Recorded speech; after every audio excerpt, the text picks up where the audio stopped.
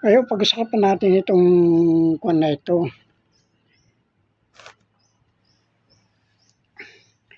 Yung tungkol dito sa kuwan na ito. Na parang ginagawa tayong ang mga politikong ito ay siyang naggumagawa ng parang terorista sa atin.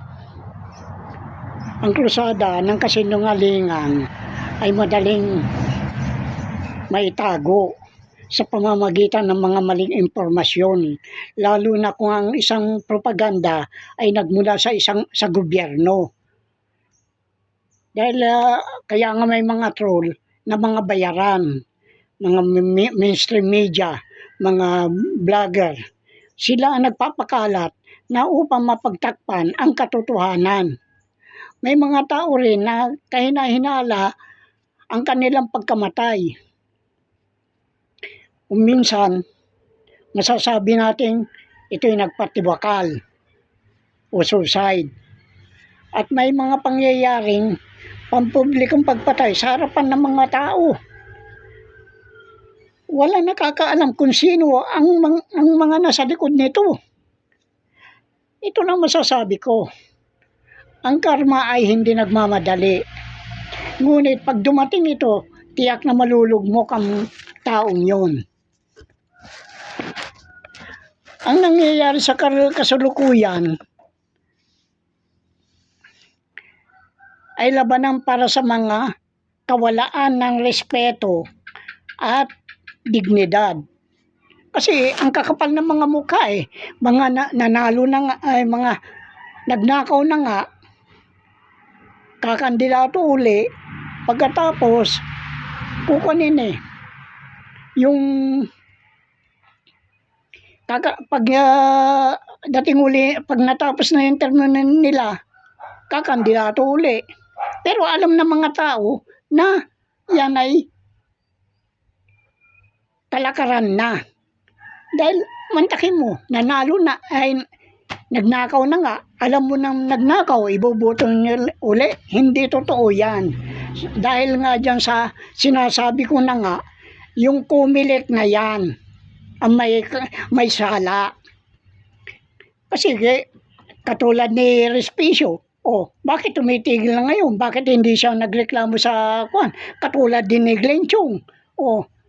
Kasi gumagawa lang sila ng senaryo upang mapagtakpan ang katotohanan. Kaya nga sinasabi ko, noon pa, yung communication tower ng China dyan sa mga kampo ng militar ay napakahalaga sa kanila. Dahil dyan nila pinadadaan ng pandaraya. Hindi ko kailangan magigante sa mga taong ayaw gumising. Kundi ang ibig ko, magkaroon sana sila ng pananaw sa buhay.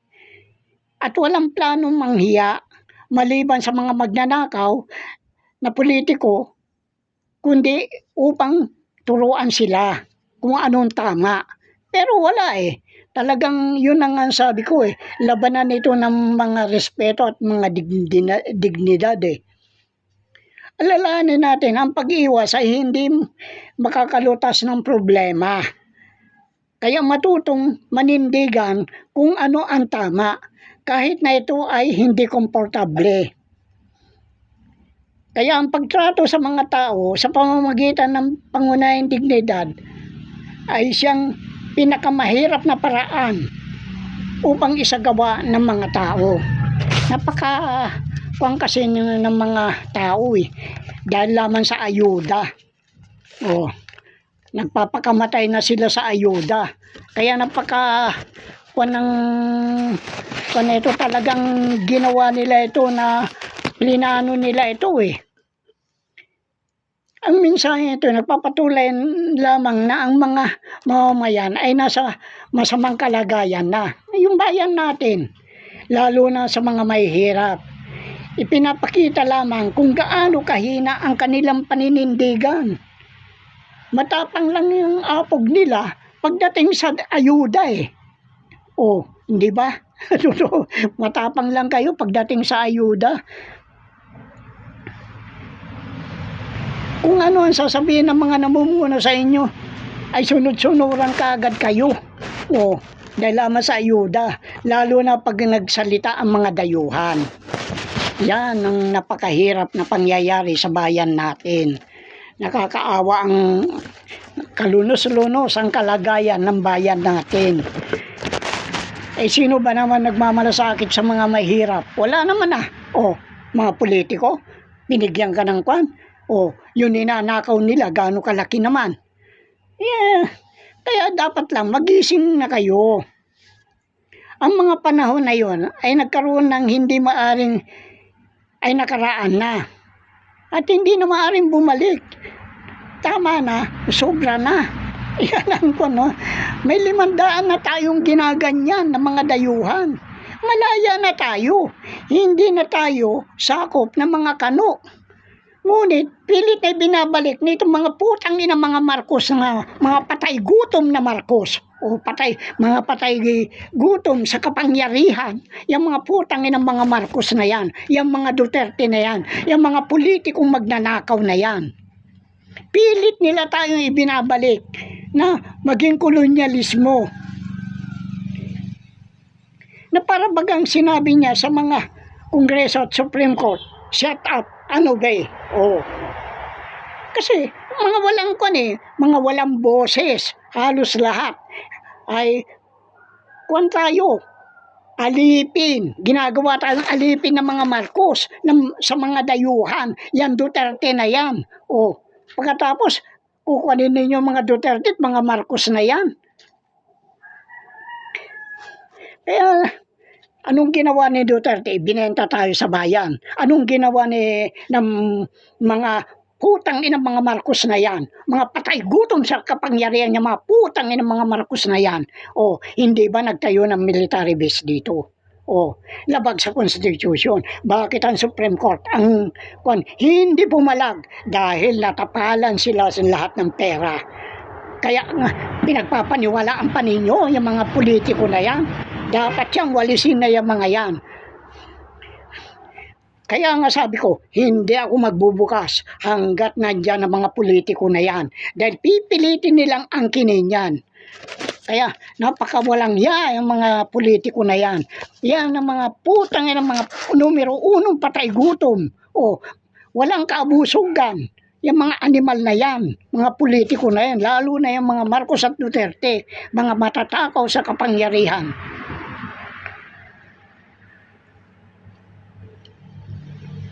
Alalahanin ninyo, kayong mga politiko, sa pangunguna ni Duterte at saka ng mga Marcos, hindi ninyo pag-aari ang bayan na ito. Oh, di ba? Wala kayong karapatang ibenta ang bayan natin. Di ba? Duterte, binenta mo ang Pilipinas halagang 2 bilyon dolyar. O, ngayon, andyan ka. O, sino tatanggap sa iyo ng mga bansa? Dahil ako, oras na may tumanggap niyan, ay hindi na may sasama sa debt jubilee. O. At kung sinong tatangkilik diyan, hindi rin tatanggap sa debt jubilee. Kaya itong China at saka itong US, hindi tatanggap yan. Ayaw mo silang maghirap. Para sa akin, ito ay isang mahirap na katotohanan na maraming Pilipino ayaw tanggapin. Uto-uto kayo. Pag kano ang nangusap. Tinatrato tayong parang bata na inaagawan ng candy. Ibig nila ay mapasa kanila yung mga kayamanan na yan. Kaya nga putang inang Trump na yan eh. Yan, sinasabi ko. Sasabihin pa niya, propeta siya, ulul, putang ina ka, may propeta pang binababoy mong bayang banal.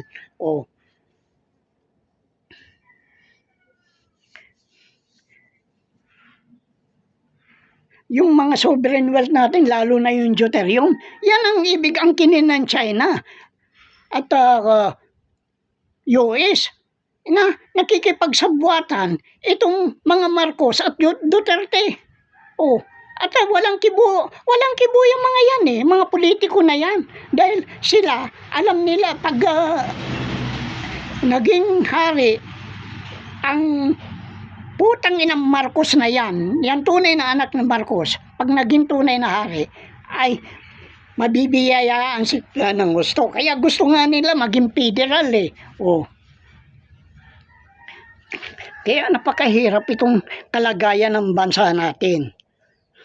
Ewan ko lang kung anong mangyayari pag hindi ko binuksan yan. Buong mundo. Oh, pagkatapos tatakutin nila tayo. Oh, tatakutin nila ako. Ay, dayuhan lang ang yayaman dyan. Kasabwat na yung Marcos at saka mga Duterte. Samantala, ang mahirap, mananatili na kalugmok. Yung putang inang Marcos na yan. Ay yan putang inang Marcos na yan, nakukuha pang ngumiti eh. Oh.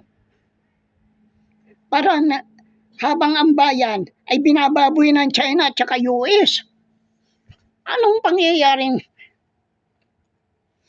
kalunos-lunos na yan nangyayari sa atin?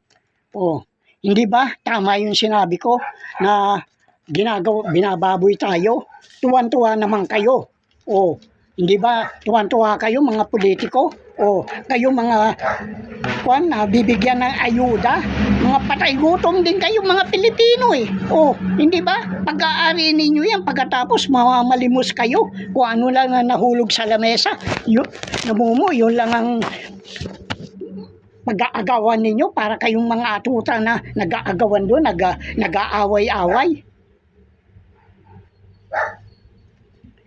Kaya yung sinabi kong Genius Act, nakapos na yung doon, yung sinabi ko. Ngayon,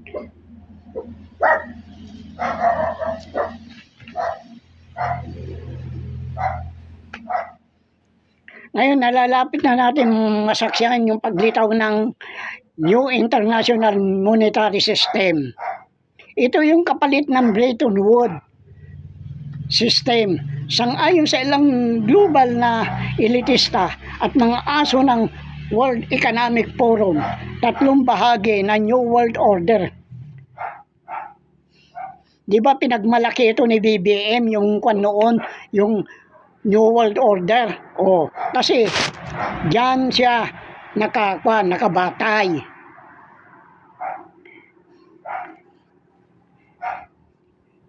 Hindi yung nagsalita, kundi yung tumatayong pang-ulol ngayon. Nauulol na kayong mga Pilipino. Hindi ba totoo yung sinabi ko? Ito yung digital ID na inisponsoran ng Silicon Valley, kung saan ibig nila ay maging tokenized ang lahat na umiiral ng mga ari-arian at mga kalakal sa ating bansa. Ito lang naman, pagkatapos sasabihin ng mga putang ng mga vlogger, humanda kayo sa akin. Tandaan ninyo mga vlogger, mga troll kayo, na nagsasalita ng walang katotohanan, na liniligaw ang bayan. Lahat kayo ay nako. Sinasabi ko na lang, pagdating ng panahon na alam ko na malapit na kayong arestuhin. Umanda na kayo. Saan kayo magtatago sa akin? Kayo ang nagbibigay ng kaguluhan dito sa bansa. Ayaw ninyo ilabas yung katotohanan. Puro kayo lang. Kung wari away-away dyan, kung ano-anong pinalalabas, kung ano-anong pinapuputok na balita. Iyan ang inyong pinagpipestahan. Samantala yung kalagayan ng bansa hindi ninyo sinasabi. Ultimo mga Supreme Court na mga matatandang ulol na walang mudo. Ang tatanda na ninyo, malapit na kayo sa hukay. Wala pa rin kayong mudo. Putang ina nyo. Kayong mga nasa Congress dyan, mga senatong. Wala kayong dyan. Wala kayong karapatan na magtaguyo ng bayang banal. Sino ba ang may-ari ng HSBC? Di ba? Ito yung Silicon Valley na bilhin nila doon sa England. Sino nagpapalabas ng mga polymer na pera? Hindi ba yung mga Marcos? Na ang pinanggalingan niya ay HSBC. Bilang patutuwa ay yung may logo. May logo yung HSBC doon sa kaya tayo alipin na ng mga Marcos. Kayo lang, ako hindi. Kahit anong gawin ninyo, hindi ko bubuksan yan. Maging Duterte, mayamong magka-windang-windang, magka-leche-leche ang buhay ng mga Pilipino. Wala akong pakialam, maski na mundo, wala akong pakialam.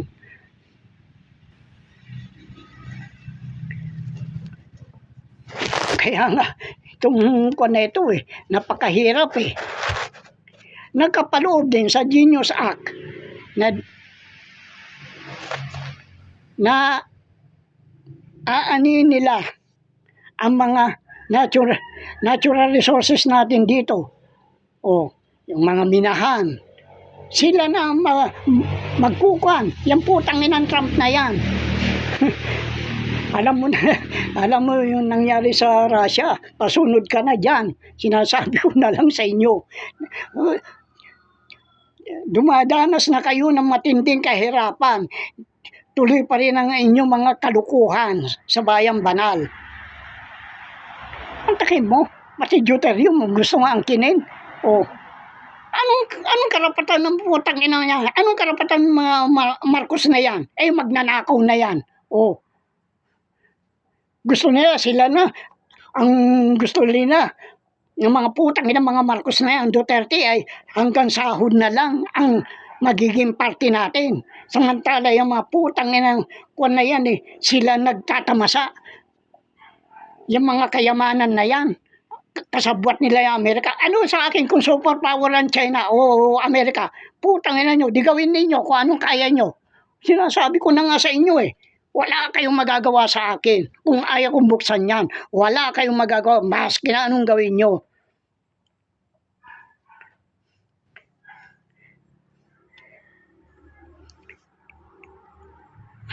Mantakin mo, lahat na lang. Ibinenta na.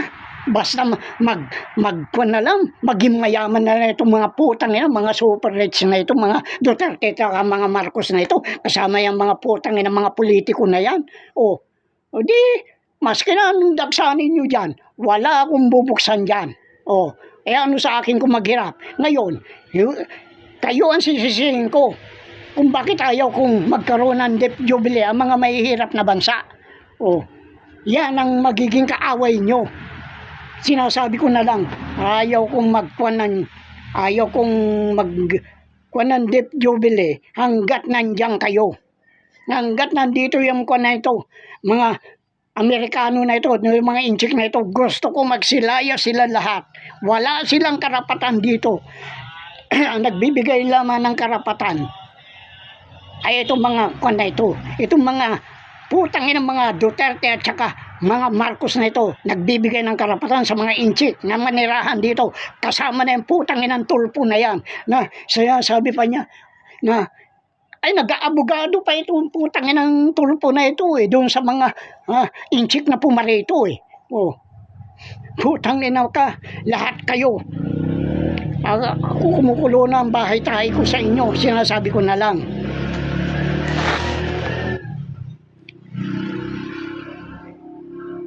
Kung wala kang digital ID, ay hindi magiging legal ang iyong pagkakilanlan. Walang digital ID ay hindi masasali sa New Financial Governance System. Kagaya ko, lahat na nalalaman ay sila ang nagbibigay ng solusyon. Yan putang inang na yan, mga kasamaan ni Marcos sa Committee of 300. May nakahanda na silang mga solusyon. Alam nila kung anong gagawin nila. At inuobliga nila lahat ay makiayon. Paano kung makikiayon? Kung may solusyon kayo, gawin nyo kung kaya nyo.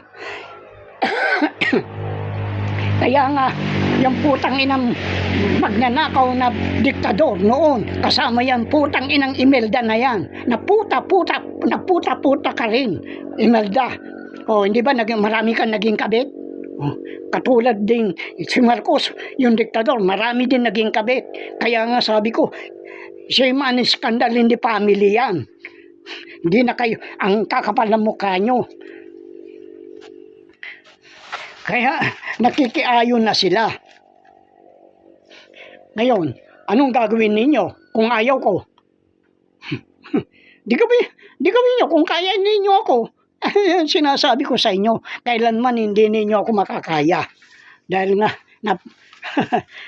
iba ako sa inyo. Talagang salot yung mga Marcos na Duterte na yan eh. Sa halip na mga kababayan niya makinabang ay hindi eh. Yung mga kayamanan na yan, nakikutsaba pa sa mga dayuhan. Sila lamang ang nakikinabang eh. O, paano yung bayan natin? Magkukan ng maraming trabaho. Putang ina nyo. At kayo naman, tuwan-tuwa dahil maraming trabaho.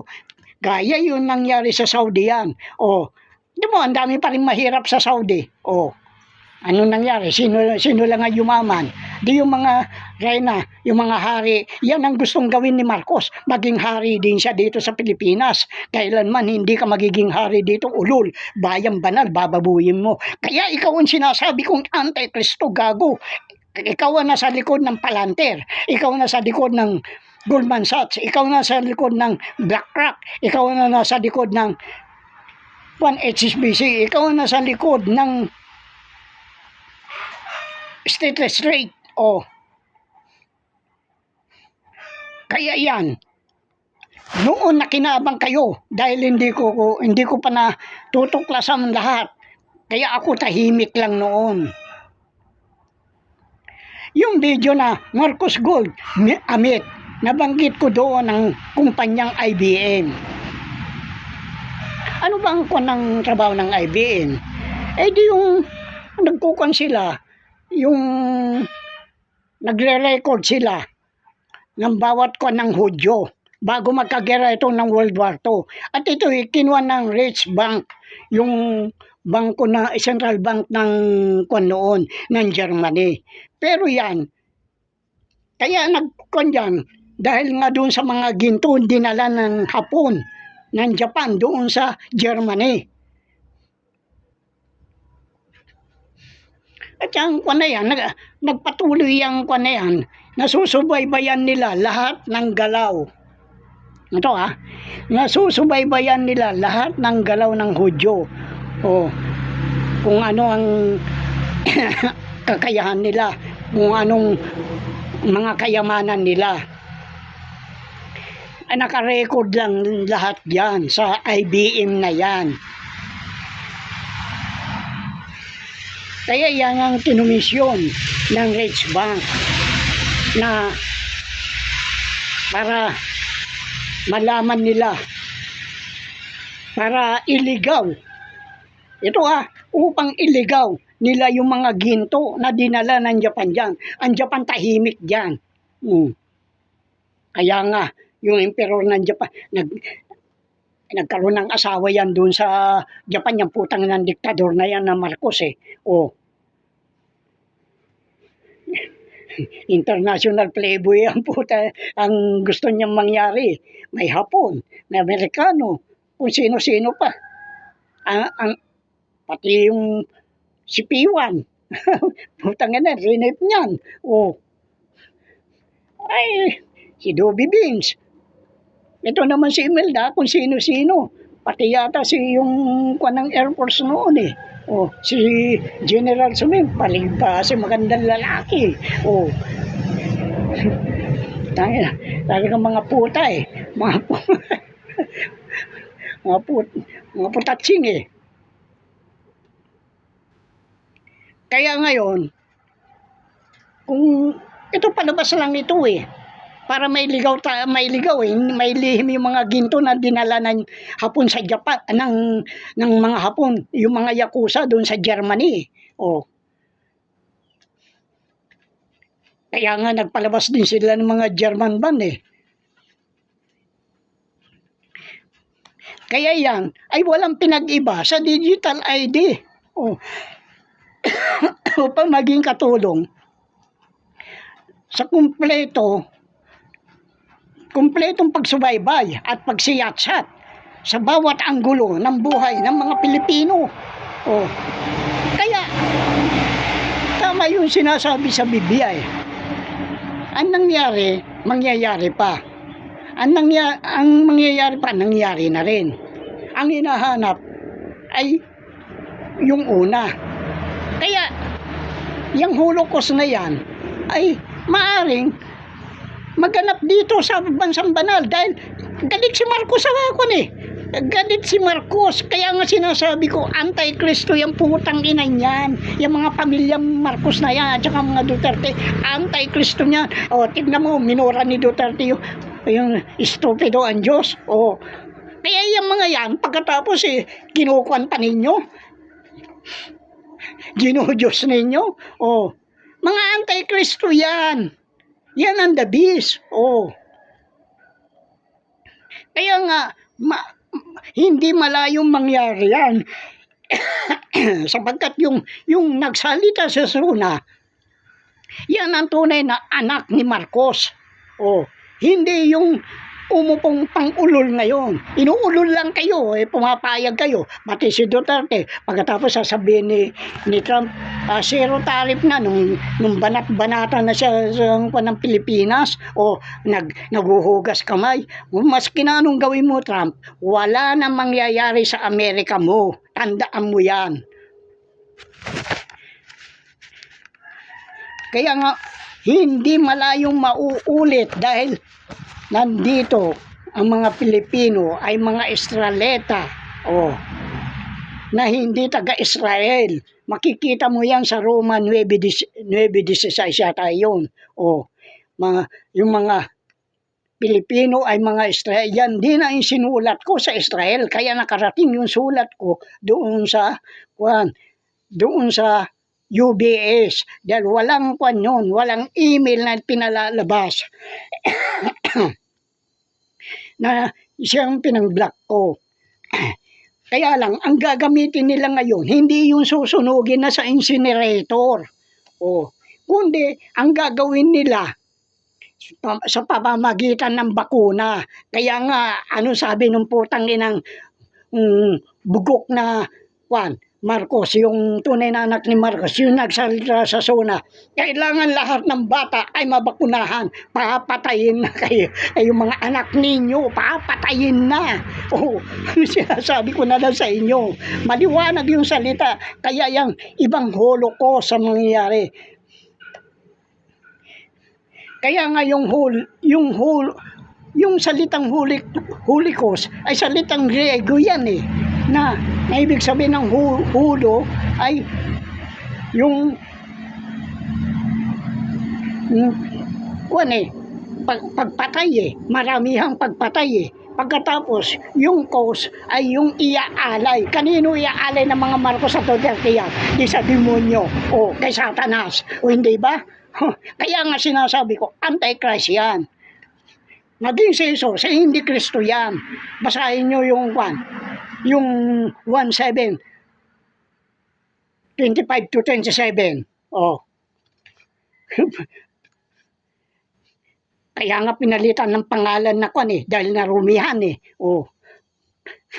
Kaya yan ang sinasabi ko na tayo ay nasa bayan, ang mga Pilipino, mga Israelita na hindi taga-Israel. Pero binababoy tayo ng Marcos. Galit na galit yan Duterte at mga Marcos na yan sa mga Pilipino, kaya ginaganyan kayo. Kasabwat ay mga politiko na yan, kasabwat yung mga vlogger lahat yan, at mga troll at saka mga mainstream media, palibas yung mga bayaran. Kasabwat pa rin ang Supreme Court, kasabwat yung mga ulol na mga siraulong maestrado na maantatanda na wala pang pinagkatandaan. Itong mga senador na walang pang kundi magnakaw at saka mga congressman. Ngayon, patapos na ang trabaho. Paano yan ngayon? May magagawa kayo. Maski anong gawin nyo, hindi ninyo ko kaya. Ikaw nga. Naghahanap. Kaya nga, nagpahiram siya doon sa mga superpower at saka sa sa Vatican. At yan ang pinagmamalaki ni Marcoleta, kaya sinasabi niya, malilibre na kayo sa kuryente. O, utang ina niyan. Ang gusto niyang iligtas, yung mga maharlikang general. O, ngayon nasa Blue Ribbon Committee ka, imbestigahan mo yung mga maharlikang general na yan. O, kaya mo ba? Ka-iglesia mo yan. Putang, kaya yan ko na yan, diyan nakabatay yung 6 na ni Marcos, yung kanyang pinahiraman, nandyan nakabatay yung paraan ng pagliligtas. O 6 yan. O nasa kuta ng Jericho. Ngayon, pagpuan ng kuta ng Jericho, yung ikapito, sisigaw yan. O babagsak na yan. Kaya, hindi ko kinukuha para hindi makaligtas yan. Sinasabi nilang, iglesia lang, Kristo maliligtas. O, putang ina nyo. Sabihin naman ng mga Sabadista na, yan ay kwan na yan. Kami ay gabay lang. O, kung may pananampalataya kayo, wala na. Kaya nga hindi kasali ang mga iglesia ni Kristo dito. Tignan ko lang ang galing nyo. Putang ina nyo. Sinasabi. Kaya yung pinagmamalaki na kagad ng Marcoleta na yan, bobo naman yan Abogado. O, pagmamalaki niya, abogado siya. Abogado ka naman. Ginawa mong propaganda yung libre kuryente, pagkatapos ayaw mong aminin. Putang ina ka. Ay, talaga si Raulo yan. Huwag ninyong pagpapansinin yan. O, kaya nga pati military, lahat na lang. Kaya nga pati military madidikomisyon. Di kuwan kayo. O, marami nang hindi sumasahod. O, sinasabi ko, gaya yung mga nasa Saudi, yung OFW, o kakaltasan na sila. O bakit mabalik uli si Marcos doon sa Amerika? O, nagpapasaklolo? Ay, mahirapan ka ngayon sa akin. Tandaan mo yan. Dahil itong video na ito, talaga napakahalaga ito. Ikalat na ninyo. Sinasabi ko para malaman na yung mga anak ninyo, papatayin yan. Kaya yan ang Holocaust na na kaiba. Yan dadaanin sa bakuna. Sino ko pa sinasabi na dapat yan, yung COVID-19 na yan, sa 2025 pa yan. O, hindi nila nataranta sila nung saraduhan kong IMF. Pagkatapos sasabihin itong putang inang Marcos na ito na kinuhan sila ng World Bank, pag-aari na. Paano magiging pag-aari mo yung gago? Nasaraduhan ko yung IMF. Kaya nga naparilasa yan. Kaya nga lumabas yung Bridge Initiative. Bridge Road Initiative. O, putangin to. Pagkatapos, sasabihin nila, yung pinalabas na yung CEO ng, si Kumarayuni, yun ang nagbigay ng 300 milyon. Pero galing pa rin sa pera ng bayan yan. O, kinuha nila doon sa 1MDB. Malalaman ko lahat yan. Kaya ngayon, pati ang Singapore, pinayaman na ninyo. O, samantalang Pilipinas, linulugmok ninyo. Kaya yan ang galit ng Marcos. O, dahil tayo banal. O, nasa banal na bayan. Kaya nga, New World Order O, one world, one government, one religion. O, bakit dadami mo ang religion? Kasi may separation of power daw. Kuno. O. Kaya yan ang sinasabi ko. Ikalat na ninyo para malaman ng bawat baka ito nang huli. Kung mayroon man, sasalita lang ako. Pero hindi, ako'y naghahanda na. Dahil alam ko, huhulihin na lahat yung mga yan. Kaya nga, kaya noon pa, kinukontak na ako sa Australia, yung Patriot. O, makabayan, ibig sabihin. Dahil yung pagmamalasakit ko sa mga mahirap dito, ako lang ang nakikipaglaban. Meron pa ba? O, wala na. O, sige na.